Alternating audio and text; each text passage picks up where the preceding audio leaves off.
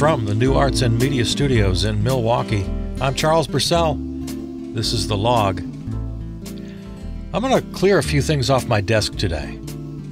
Issues I've been avoiding. Topics, quite frankly, I haven't wanted to talk about for one reason or another. I wasn't sure. I thought maybe I didn't have the facts. Maybe they're a little sensitive. I don't want to tackle it. So I'm just going to do that today. We talked the other day about unpleasant tasks and getting them over with. Let's see if we can accomplish that today. I'll start out with, this is the toughest one of them all. I had a listener ask me my opinion on Woody Allen, because I mentioned Woody Allen in a recent podcast, just very much in passing. I talked about a certain personality type, sort of the charming neurotic. Or if not charming, at least entertaining. And the first image that came to mind was the Woody Allen character. And that's exactly the way I put it. I think it was just last week. I said in just stream of consciousness, referring to this personality type, like Woody Allen. And I was very quick to add, that's Woody Allen the character, not Woody Allen the person. I don't want to get into that. So anyway, it triggered this question from a listener. So, what do I think about Woody Allen? Of course, he's back in the news because of this HBO documentary. I think it was, 5 or 6 part documentary series, Allen v. Farrow. I've been asked my opinion, which I might not otherwise share, but I've been asked, so here we go. I don't know. When the story first hit the news, I don't really remember the year. You might remember more about this than I do. I didn't follow it very closely. I just sort of saw headlines. And my initial thought was, why in the world would I even have an opinion about any of this? There's no possible way I could know the truth about any of it. We've got investigative reporters, we have the police, we have psychologists, we have lawyers, we had all these different people intimately involved with the case. For me to weigh in seemed unthinkable, ridiculous. Why would I weigh in? I don't know. If it did happen, horrible, tragic, especially for that poor young girl. If it didn't happen, horrible, tragic for this great artist. So I felt kind of comfortable just laying out. I didn't talk to my friends about it. It wasn't dinner table conversation. Generally speaking, I think this is something kind of odd that we do, that we feel we should even have an opinion about issues that have nothing at all to do with us.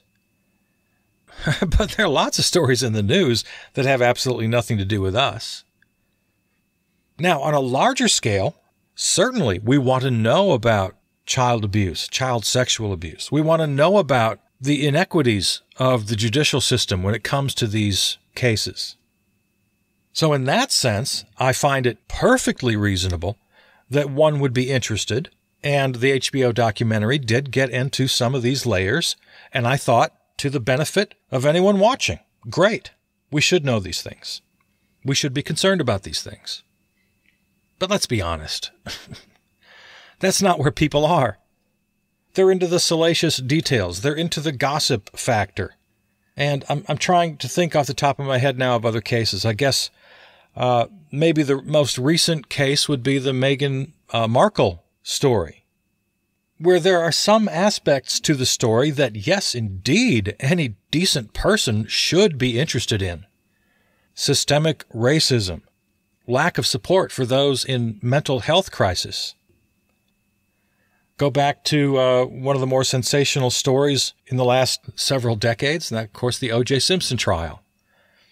There again, a private matter, a murder, nothing that the public actually needs to know about. But over the course of the trial, issues of systemic racism within the police, certainly that was an area the defense counsel wanted to explore. Trying to think back now. And I'm not really remembering anything else in that trial that anyone really needed to know except the parties involved. The public's only interest, pretty much only interest in that case, was of the celebrity gossip sensational nature. Now, the verdict is another story. Now we have, again, it crosses that line into genuine public discourse. And that was the reaction to the verdict. Then I got very interested to see the reaction, and especially to hear those person on the street interviews. What did you think about the verdict? And this great chasm between the black and white communities. Now we've got something that makes a difference in all of our lives. All of us as a collective, as a group, trying to live together in this so-called democracy. Yeah, we ought to think about these issues. Why is it that great numbers of black folks watching the verdict on live television burst into cheers and leaped out of their chairs, while the split screen showed large white audiences in shock, aghast, in horror? That's something we got to know about. So you might think of some other examples, but here we are with the Woody Allen thing. I hope this doesn't sound like I'm running away, like it's a cop-out, but to a large extent, it's none of my business. I have no way of knowing the truth. I suppose I could, like some people have, just get obsessed with it and read every word of every transcript and see every documentary and news report and go back and just get all interested like it's a hobby. And at the end of that process, I imagine I'd have an opinion. Based on what I do know, just from the limited amount of knowledge I have, I have an opinion, and I hesitate to even say it because it's not worth anything. The opinion is, I think he did it. But my opinion is so worthless, it's beyond worthless. And even my opinion is a little murky. You might be disappointed to hear me say that. Is it possible that Woody Allen and his argument is the actual truth? That he did nothing wrong? That Mia Farrow coached her daughter? You might get angry with me for saying this, but I don't know. Is there a sliver of a chance that that's true? I suppose. I guess the bottom line is we ought to put our attention where it'll do some good. Unless I'm a prosecutor or a defender or I'm a person on the jury, my final verdict means nothing. And I, as an individual, should put my focus on the things that matter. And that goes back to what I said, the larger issues that are revealed through cases like this. For example, whether or not women are believed when they bring charges of harassment or abuse, or worse. And here we get right to the heart of why I didn't want to talk about this. Because it's too difficult to admit. But the fact is, we have to believe women, but that cannot be a legal standard. And that breaks my heart to say that. A woman cannot accuse a man of a crime and let that be the only evidence necessary. Well, the accusation is enough. We have to believe women, so we believe you, so out he goes. It's a terrible dilemma that crimes like this are so difficult to prove. Now let's take the case of Brett Kavanaugh. Based on what I was able to see as a private citizen, I found Christine Blasey Ford's account and her testimony entirely credible. Even Republicans on the Senate committee, every one of them said, yeah, that was powerful testimony. But this wasn't a criminal trial. If in everyone's mind in that Senate committee room, if everyone found him guilty, Brett I Like Beer Kavanaugh, he wasn't going to jail. He was just going to go back home to his whatever he was doing, his very comfortable life in the law. He was going to be denied a Supreme Court seat, which is held, I might remind you, by only 9 people in the entire nation. It's not like he had a right to it. He wasn't entitled to it. It's only 9 damn people in the whole damn country. So my position there was, based on what we saw and what we heard, it was crazy to give this guy a seat on the highest court. And you could toss out anything else that happened and just look at those 15, 20 minutes that he spent spitting and crying and shouting and calling Democrats every name in the book, left-wingers, radicals, completely unsuited for the court. So that was just a no-brainer. That was a slam dunk. To put him on the court was a ridiculous outcome. So that's a case of myself and you as citizens in a so-called democracy. Yes, we should have opinions. Sensational court cases, O.J. Simpson, Woody Allen, we don't have to have an opinion. Our opinion is just part of the noise. At this point, all I can do is wish everybody the best, that everybody heals, that everybody lives good, healthy, long lives. If anyone has any need for confession or some sort of redemption, Woody, then I wish that for you. I wish everybody the best. And to the extent that a story like this opens up greater issues, as I've mentioned, support for victims, any legal reform that might be appropriate after a high-profile experience like this one. So that's my opinion about Woody Allen. And of course, it obviously brings me to something I've purposely not been talking about, and that's Andrew Cuomo. For many of the same reasons. It's kind of a, what's the dumb expression? Not my clowns, not my circus. I don't feel I need to weigh in on this. I don't really feel any responsibility to weigh in on it. I'm not a Democrat. I'm not a New Yorker. And I think this is a decision that Democrats and New Yorkers have to make. Based on all the evidence that's been piling up by now numerous women, allegations of sexual harassment or even attacks on various levels, and combined with that, it is pretty much universal agreement about his chronic bullying. He's a bit of a tyrant. But there are all these different jurisdictions to worry about. How much of this belongs in the realm of law enforcement, the courts? I mean, one of the cases has been referred to the police. So there's the legal realm, the cops, the courts. There's the moral realm. There's certainly the political level of all of this. Well, should he resign? Shouldn't he resign? This is something that's always made me pretty uncomfortable. The fact that allegations could be brought, and then without an investigation, those very allegations used as justification for removing an office holder from their office. So here we have a defiant governor of a large state saying that allegations alone aren't enough for him to resign. So I guess here my bottom line is I would like the appropriate jurisdictions to do their thing. I think it's right that his fellow Democrats are speaking out one way or another. It's their family. It's their circus. They're clowns. I think it's right that the police investigate certain allegations.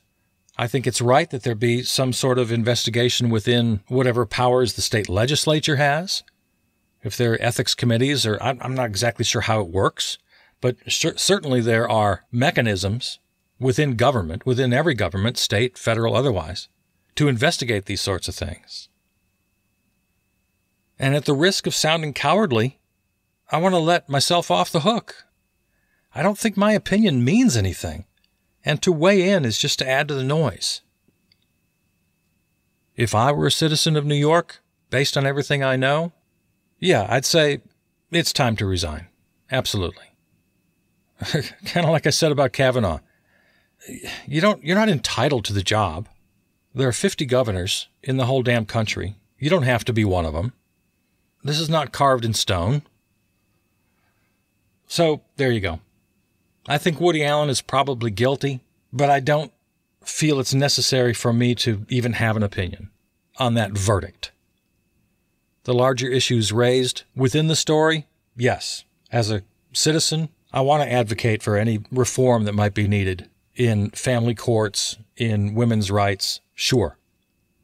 And Governor Cuomo, yeah, the way things stand today, as I speak, It looks like he ought to resign, but I don't feel a real compelling need to shout that from the rooftops. I'd really much rather see the relevant players, from the women themselves to New York voters to the governor himself and his Democratic colleagues. There are lots of constituencies here who are impacted and should have a voice. I'm not one of them. And I'll just one final thought on this, kind of getting back to entitlement. Just to sort of reiterate, people in high positions, whether they're office holders, governors, presidents, senators, or celebrities of one kind or another, not one of them is entitled to their job. They have to earn it, and then they have to earn it every single day. And if you can't stand up in front of your constituents or your fans or whatever and make the case that you've earned your current status and you continue to earn it every day, well, then just step aside. And then their constituents or fans have every right to withdraw their support, to kick them off their pedestal, to disband the fan club, to boycott their movies, to call for resignation. It seems once anybody gets hold of their position and the power that it affords them, they don't want to let go. They just hold on for dear life. So I guess I'm just saying that the position that anyone holds in and of itself, that position shouldn't be used as an argument to hold the position. If you're done, you're done. Woody Allen's movies are already in the can. They're there forever. Governor Cuomo, nobody says you have to have power tomorrow just because you have it today or you had it yesterday. That's not an argument. You have to earn it. You have to earn it. Every day. While we're in the realm of celebrities and politicians here, doing odd and horrible things, let me mention a couple others quickly. Meghan McCain from yesterday's The View. And she said one of the dumbest things I've heard in a long time. They were talking about vaccine hesitation, which is a problem. And you may have seen it crop up in the news here that half of all Republican men say they're not going to take the vaccine, and nearly half of all Republicans. And this is a problem. We need everybody to take it in order to get herd immunity. Otherwise, this virus is going to have new life. So anyway, they're talking about hesitation. And, okay, it's Meghan McCain's turn to talk. And she plays a clip of Kamala Harris back before the election. She was asked in September of 2020, if a vaccine comes out quickly before the election, because remember, the Orange Menace was being very coy at that time. Oh, we might even have it before a very special date, if you know what I mean. Gross. So anyway, Kamala Harris was asked about this, and she said very honestly, I don't trust the president. I would really have to look way beyond his word for it. I'm going to want to know what everybody else says, the medical community, the independent researchers and labs. I'm not just going to take his word for it. Well, okay, Meghan McCain shows this clip in order to try to make this both sides argument. Well, at the time, Democrats didn't trust President Trump. And now Trump supporters don't trust President Biden. Same, both sides do it. How dumb is that? Come on. For whatever you think about Joe Biden, and I give my opinion about Joe Biden all the time, there's a lot I don't like about Joe Biden. But you know what? He's not a pathological liar. Is our short-term memory so poor that we don't remember that the Orange Menace was lying every single time he opened his mouth? Big lies, little lies, enormous lies about COVID, about treatments, about the vaccine, just whatever. He was lying about everything all the time. So of course we're not going to trust him. Of course we're going to want independent verification. So for a conservative or a Republican today to point to that and say, well, it's only reasonable then that Republicans and conservatives don't trust President Biden. No, there's no comparison to be made at all. And I bring this up today because it's things I don't want to talk about. And I don't want to talk about Meghan McCain and The View. And then just one more, speaking of stupid celebrities. I should probably cultivate my on-air feud with Bill Maher. It would really be great if he'd participate. I wish he would say some nasty things about me sometimes. Well, Bill Maher said the dumbest thing I've ever heard out of his mouth. And I should remind you, I think Bill Maher is kind of funny at times. I used to be almost a fan. He's always been sort of this libertarian lefty, which that's kind of what I call myself, a libertarian lefty. But anyway, but Bill Maher's libertarianism has really taken hold as he gets older. And it's very much outshining his liberalism now. And he said on a recent show, I think it was his most recent show, he was railing about communism. And I was a little confused, like, why? Where is this a problem for us? He said, we don't want to go back. We've tried it. We don't want communism. We've tried it, and it doesn't work. And he had me just baffled for a while. I was very confused. Who are you talking about? Who's this we? Are you talking about socialist mayors in Milwaukee? Oh, there's another great topic. Do an internet search on Milwaukee socialist mayors, and you'll find the most wonderful stories. No, it's not. And that's not that. I got a little clue when he said, we tried it for 70 years. 70 years? That was the length of the Soviet Union. Is that what you're talking about? Yeah, turns out that's what he was talking about. So he's equating AOC and Bernie and American socialists and generally the entire left wing of the Democratic Party as Leninists. Does he think this? Is he that stupid? Or is he that disingenuous? It's because it's one of the two. Does he really believe that any single one American, I challenge you to find one American who wants to reinstitute Soviet Russia in the United States? What an idiotic thing to say. He can't be that stupid. Which leaves the only option, yeah, I guess he's that disingenuous. He thinks that's a scare tactic? So he's this great defender of capitalism. Talk about the center, capital L liberal. Libertarian, liberal, centrist. That's your Bill Maher. But what a monumentally dumb thing to charge that the left in America wants a Soviet-style dictatorship. I'm a lefty with a capital L. I got extreme lefty friends. I have socialist friends. I have anarchist friends. Nobody wants that. Nobody. I'm telling you, nobody. The AOCs and the Bernies of the world look at Denmark and Sweden. They look at the Scandinavian model and they drool.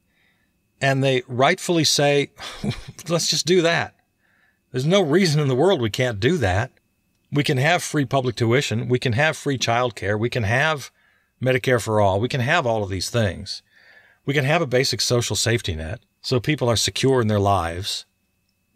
The United States comes in 8th and 9th and 10th and 15th and 28th and 30th and all these different categories of success. Healthcare, education, housing, just general welfare and happiness of the citizenry. America is not number one in anything except gun deaths and prisoners and invasive wars. And we're at the top of the list only in those categories. And in everything else, in every metric of well-being, we're lucky to crack the top 10. And we're typically 15, 20, 30. Look at any list. So no, Bill and Bill's fans. Nobody wants a Soviet dictatorship. Nobody wants that. Nobody here in America wants that. Okay, so is there anything else I don't want to talk about? Here's something I bet hasn't crossed your mind once. It hasn't crossed my mind. Global sand mining is destroying the planet and costing lives. Yeah, it's like we don't have enough to worry about. Where does sand come from exactly? And is it a problem? If you ask anybody to name the most important commodity on the planet, would anybody say sand? Well, yeah, sand is needed for concrete. It's needed for glass. And apparently the way we're mining it, the way we're collecting it, is wreaking havoc on the planet. Who knew?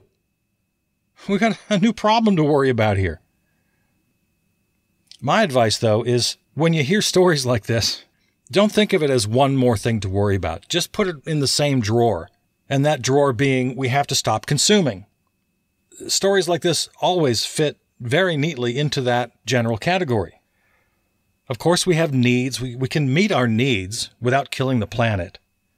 It's the constant need, it's the religious need some people have for growth, for economic growth. We have to reject economic growth. We need negative growth. We need less stuff. We need an entirely new mindset. We're doing everything wrong. We're just doing everything wrong.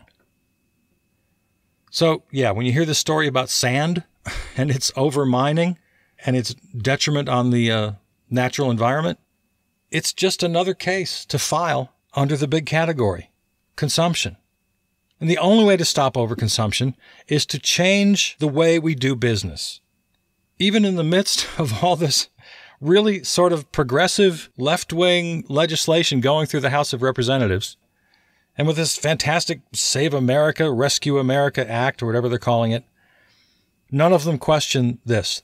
They all assume that we'll get back to this vibrant growth economy, and we're going to grow at 3% or 4% or 8%. Oh, isn't that a wonderful thing? We're going to grow, grow, grow. No, it's exactly the opposite. It's exactly the opposite of what we need. For the sake of ourselves, for the sake of the planet, for God's sakes, we have to embrace negative growth. We have to change everything right to its core. And the only way to get there, well, that's a topic for another day. We don't have time for it now. And it's the biggest topic there is. How in the hell do we get there? If you're somebody who still believes we can get there through electoral politics, and bless my soul, I guess I still advocate for that. But if it's going to be electoral politics, we just have to go left and left and left and left and left until we get there. If it's not electoral politics, now we're talking anarchy. Actually, that reminds me of one of the other topics I didn't want to talk about today, but I didn't get around to it, and that is Portland. We got to talk about what's happening in Portland and about anarchism generally. We have to talk about this. All right. I hate to promise things and not follow through, so I guess I've backed myself into a corner. We'll get to those things soon, I promise. All right. Shall that be it? Let's close the book on today. Today was talking about things I didn't want to talk about. I bit the bullet, and I did it. And I'm glad I did, and I feel better. All right. God, have a great day. I love you. I'm Charles Purcell.